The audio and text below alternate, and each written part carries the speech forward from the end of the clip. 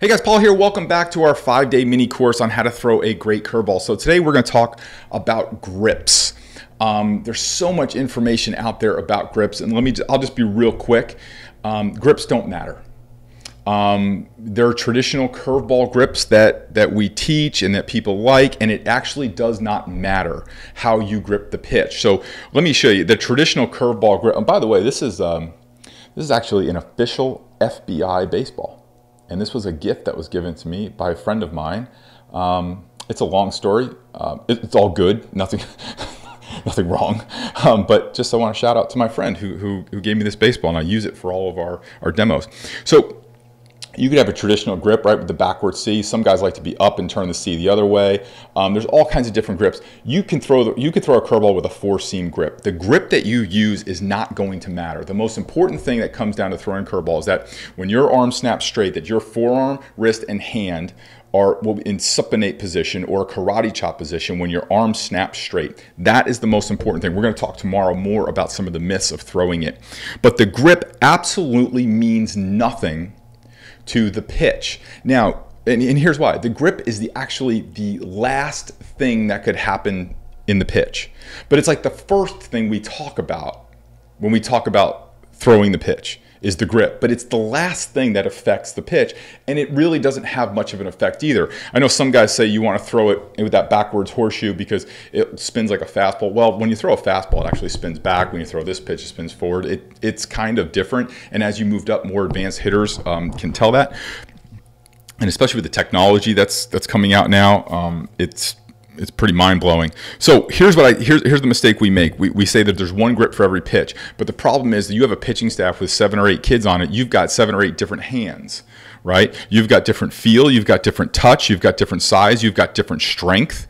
You've got a lot of differences in those hands, right? And there's a lot of research that the grip is, there's great, when I talked about these strength coaches here, they can connect your grip all the way down into your core. It's amazing how these guys can make a connection to the grip. So there's a lot of factors that go into the grip of the pitch. So what I tell my pitchers to do is I want the grip that makes you feel like you've got the hand of God on the ball.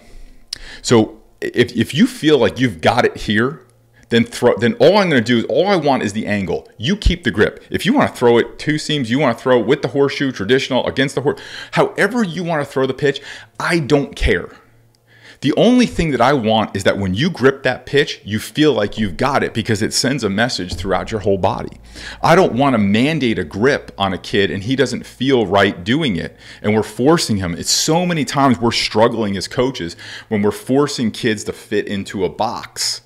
And that kid just says, I can't perform in the box. And that's when we lose that ability to coach the player. When the player gets frustrated trying to do the wrong thing right. And maybe it's not the wrong thing, but it's the wrong thing for that player, right? So very simply, I just tell my kids, show me the grip that you have. Like, I could not pull that ball out of your hand. You got the hand of God. How do you feel when you're holding that ball? Good. Now let's throw that grip with a karate chop, with a forearm, wrist, and hand angle that looks like this. And that's it. Now, if a kid says to you, I feel like I got it I feel like I throw a better curveball with this grip or that grip, good. He just told you the grip that he feels most confident with. But I have literally watched pitching coaches have a kid say, but I like the grip like this. And they go, no, you have to be like this. And it's kind of like the kid just told you how he feels better, how he feels he performs better. Why don't we start working with that? Rather than saying, no, you have to follow this thing that I read into a book or that I understood from somewhere or that my coach taught me or that my, and that really gets embedded in our thinking in the culture of baseball are kind of these bad teaches that are handed down over time and generations. So when it comes to grip, different hands, different sizes, different feel, different strength. You cannot teach one grip. You can't even teach 1 or 2 or 3 grips. You shouldn't teach grip at all.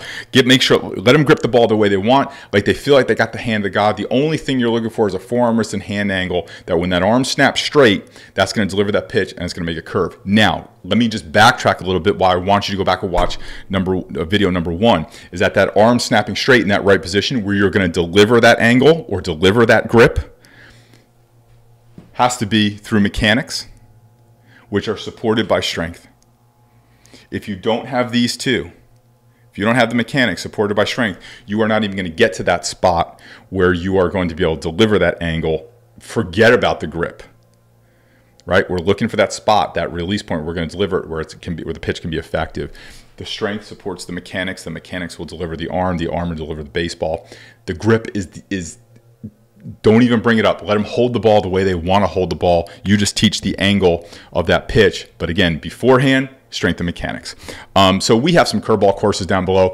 And I also said in the last video, I don't think if you fail this test, you should be throwing a sinker. And we have our advanced sinker course down below. I actually think the sinker is a much better option as a pitch than the curveball. So that information is down below. Go ahead, check it out. And we'll see you guys tomorrow talking about some of the myths of the curveball.